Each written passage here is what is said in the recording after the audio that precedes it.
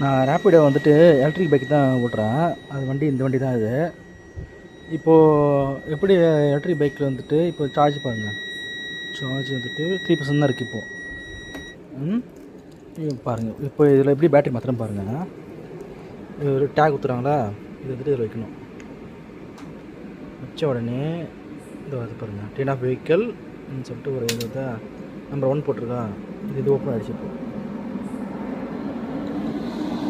இப்போ என்ன பண்ணோம், நம்ம வண்டிக்கு போனோம். நம்ம வண்டிக்கு போய் கீயை போட்டு சீட் ஓப்பன் பண்ணிவிட்டு இந்த லிவரில் ஓப்பன் பண்ணணும். வந்துட்டு இப்போ ரைட் இருந்ததில்ல, 2 லைட் இருக்குதா. இப்போது இந்த இது ப்ரெஸ் பண்ணி 2 க்ரீன் இருக்குதா, 2 க்ரீன் இருந்துச்சுன்னா எடுத்துடலாம்.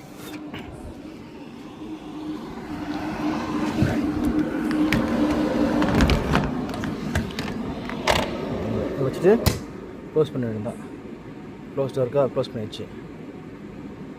இப்போ பாருங்கள், இப்போ ப்ராசஸிங் அதா.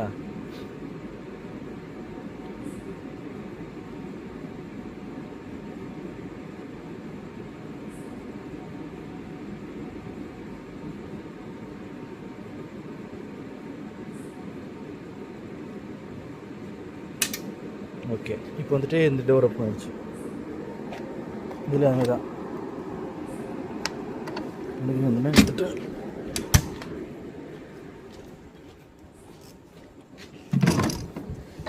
வண்டியில் வச்சுட்டு எதுவும் பண்ண தேவையில்ல, ஜஸ்ட்டு லாக் பண்ணிட்டால் போதும், அவ்வளோதான். இப்போ வண்டி ஆன் பண்ணுறேன். சார்ஜ் எவ்வளோக்கும் பாருங்கள். இப்போ 100% வந்துருச்சு. மைலேஜ் 77 km, அவ்வளோதான். இதேமாதிரி தான் இந்த இது வந்துட்டு சென்னை ஃபுல்லாகவே இருக்கும். மேப்பில் போட்டால் வரும், இண்டோ ஃபாஸ்ட்னு சொல்லிட்டு, அந்த கம்பெனி தான். இதில் தான் வந்துட்டு இப்போ இன்றைக்கி மட்டுமே நான் 300 km ஓட்டிருக்கேன். 3 தடவை பேட்டரி மாற்றிருக்கேன், 4 தடவை மாற்றிருக்கேன் பேட்டரி. இது ரொம்ப ஈஸியாக இருக்குது. நான் வந்துட்டு என்னோடய ரேப்பிடோ ஏர்னிங்ஸ் வந்துட்டு நான் நாளைக்கு அப்ளை பண்ணுறேன். பாய்.